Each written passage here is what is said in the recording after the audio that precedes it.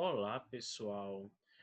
Já vimos então os dois mecanismos de substituição clorofílica, SN1, um mecanismo que é extremamente dependente da estabilidade do carbocátio, né?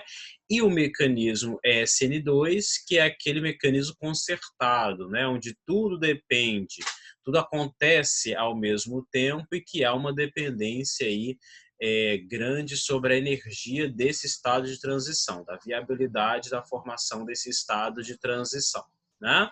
Bem, então nós vamos iniciar esse confronto, né, da SN1 contra a SN2 e os fatores que vão influenciar aí na nossa escolha, né, pelo mecanismo SN1 ou SN2. Nós vamos começar falando da natureza do substrato eletrofílico, tá? É substrato eletrofílico, ok? Substrato eletrofílico. Ou seja, quem é o substrato eletrofílico? É aquele reagente, né? Onde nós temos a ligação carbono-grupo abandonador. Então, nós temos aqui o nosso carbono, ó, com as suas 4 ligações, né? Nosso carbono com a carboninha aqui com as suas 4 ligações.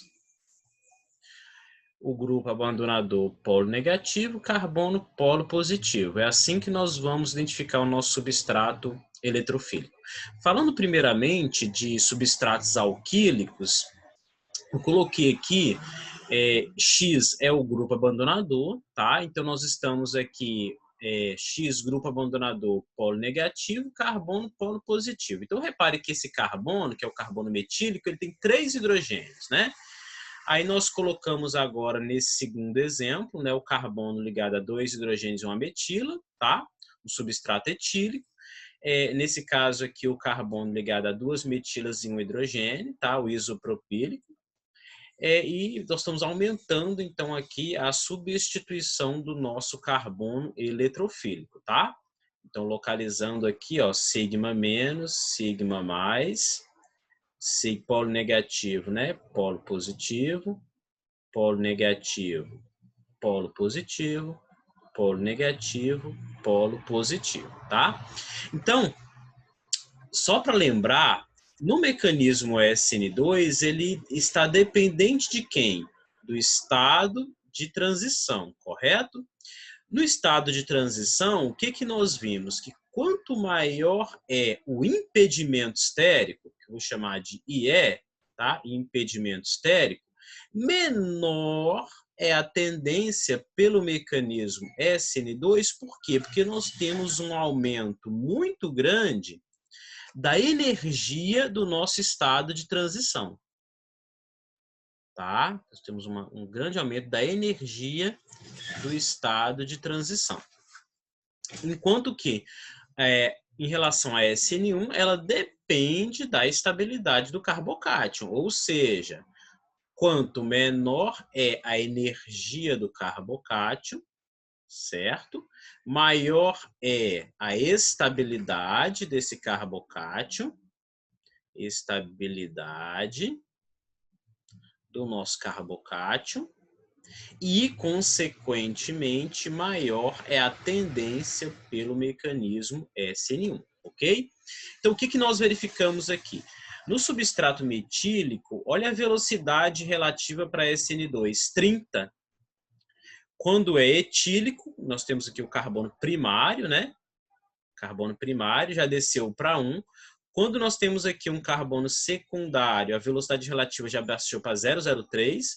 E no carbocátion, no carbocátion secundário, aí já baixou para 0,03 a velocidade relativa. Nesse carbocátion secundário também, mas aumentando o volume de um dos substituintes, né? Colocando a metila e uma isopropila. Olha como é que ficou a velocidade, 0,00001, 10 a 15, 10 a menos 5, né?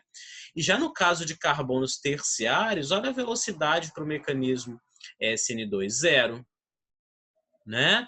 Então, o que nós concluímos aqui? que quanto mais grupos nós temos ligado ao carbono eletrofílico, e quanto maior for esses grupos, né, nós vamos ter o quê? Um aumento do impedimento estérico.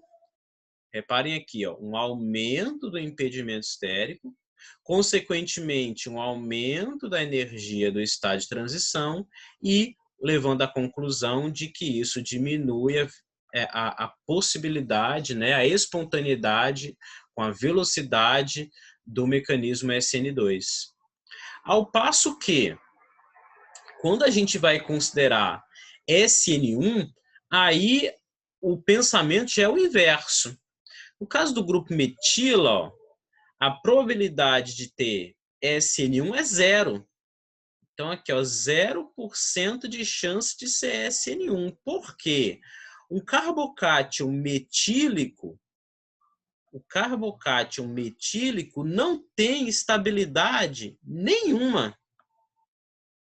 Não tem nada aqui para estabilizar esse carbocátion metílico. Ele só existe em temperaturas altamente elevadas. Então, com carbonos metílicos, a possibilidade aqui, ó, é 100% SN2 e 0% SN1. Quando o carbono é primário, aí você já começa a aumentar o impedimento estérico no estado de transição, mas aí eu tenho apenas uma metila para estabilizar o carbocátion. Então, aqui, geralmente, nós temos ó, 90% de chance de ser SN2. No carbocátion secundário, aí sim, a gente abaixa muito a velocidade da SN2, mas você vai ter aí uns 50% de chance de ser SN2, e aí nós vamos ter que trazer outros fatores para comparar, e 50% de chance de ser o mecanismo SN1. Tá? Repare que a velocidade para o mecanismo SN2 ele já dá uma baixada muito grande, porque era 100% aqui no carbono metílico, tá? Ao passo que já estamos aumentando bastante aqui a velocidade para SN1, mas no substrato secundário você pode ter tanto SN2 quanto SN1, tá? Agora, quando a gente chega no substrato terciário, aí a vinda do nosso nucleófilo para atacar o carbono, a gente encontra um impedimento estérico muito grande. Então, é 0% de chance de ser SN2. Agora, total chance, nós temos 100% de chance de ser SN1. Por quê? Porque nós vamos ter aí 3 grupos metila, vou colocar aqui para trás, nós vamos ter aí 3 grupos metila para estar levando densidade eletrônica para o carbocátion. Então, é um carbocátion bastante estável. Tá? Então, nos substratos terciários, 0% SN2 e 100% SN1. Certo? No nosso próximo slide, nós vamos falar de outros tipos de substrato.